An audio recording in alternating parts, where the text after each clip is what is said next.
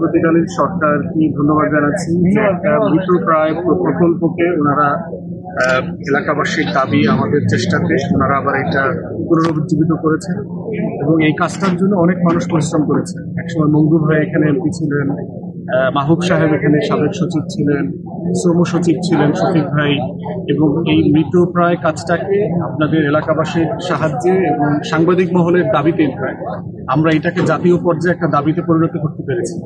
বরিশালের যারা সম্মানিত সাংবাদিক ভাইরা আছেন আপনারা জানেন যে আমি ফেব্রুয়ারি মার্চের দিকে আপনাদের সাথে জেলা প্রেস ক্লাবে যে মত বিনিময় করেছি সেখানে বরিশালের সমস্যা জানবার অংশ হিসেবে আপনারা এই দাবিটা করেছিলেন যে 6 লেন রাস্তা, ভোলার গ্যাস, তারপরে হচ্ছে নীলগঞ্জের সেতু, এই দাবিগুলো এসছে।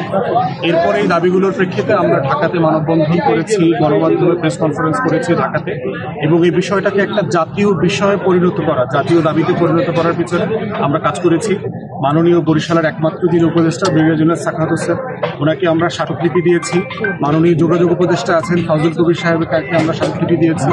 আমরা চিফ ইঞ্জিনিয়ারের কাছ থেকে টাইম টু টাইম কাজের অগ্রগতি জানার চেষ্টা করা, বারবার যাওয়া এবং তাগাদা দেওয়া, যে প্রকল্পগুলো ঝুলে গেছে এটাকে টানা তৃতীয়বার অর্জন করেছে দেশের সেরা সুপার ব্র্যান্ড স্বীকৃতি বসুন্ধরা টিস্যু।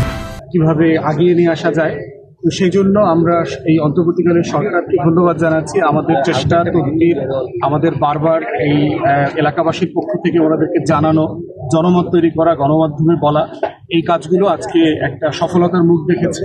এবং এটা ইতিমধ্যে যেটা দুঃখজনক খবর সেটা আপনাদেরকে বলছি, চাইনিজ যে কোম্পানি ইতিমধ্যে কাজ পেয়েছে তারা ইতিমধ্যে আমাদের সাথে যোগাযোগ করেছে। এলাকাবাসী বিভিন্ন রাজনৈতিক ছত্রবরণে ইতিমধ্যে তাদের কাছে চাঁদা চেয়েছে, যেটা তারা খুবই দুঃখজনক। এবং দেখবেন যে মাননীয় উপদেষ্টারা কিন্তু ইঙ্গিতে এই কথাটা বলেছে যে এলাকাবাসী যদি আপনারা সাহায্য না করেন, আপনারা যদি এখানে কোনোভাবে দুর্নীতির আশ্রয় নেবার চেষ্টা করেন, তাহলে কিন্তু কাজটা ঝুলে যাবে।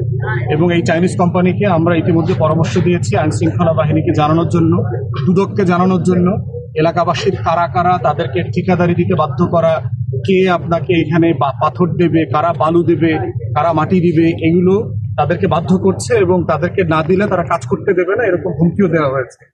তো আমরা মনে করি এটা এলাকাবাসীর জন্য খুবই লজ্জাজনক এবং দুঃখজনক যে এত কষ্টের একটা ফল যখন এলাকাতে এসছে, এটাকে ইমিডিয়েটলি আবার বাধা সৃষ্টি করবার চেষ্টা করা হচ্ছে। তাই আমরা এলাকাবাসীকে সাবধান এবং সতর্ক থাকবার জন্য অনুরোধ করছি। স্থানীয় প্রশাসন যারা আছেন, জেলার আইন শৃঙ্খলা বাহিনীর যারা দায়িত্বে আছেন, তাদেরকেও বলবো যে আপনারা ঠিকাদারি কোম্পানি যারা আছে তারা যেন ন্যায্যতার সাথে, নিরাপদের সাথে এখানে কাজ করতে পারে, সেই পরিবেশটাকে নিশ্চিত করতে হবে।